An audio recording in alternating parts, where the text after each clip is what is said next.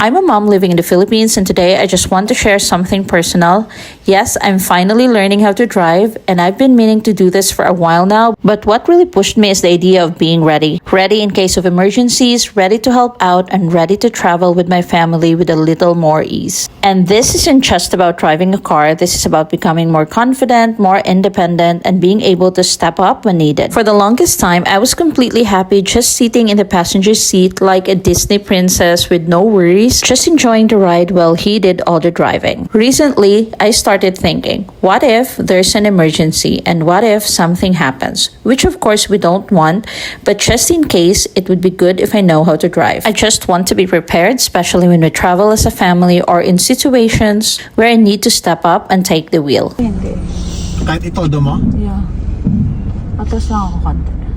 Kasi pag atras mo, paling pa rin yung bela mo. Your manibela.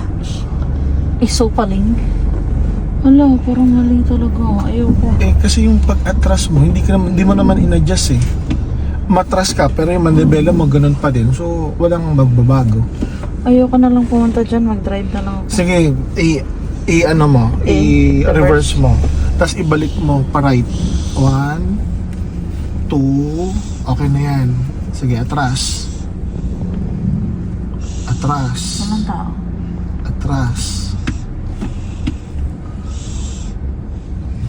Stop. Stop. Oh, masok ka ngayon. Ay. Hindi ka pa safe mag-drive, ma'am.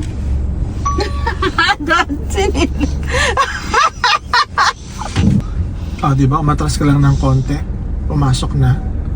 Nung in-adjust mo yung manibela. Make sure na ito yung gawin mong Alin?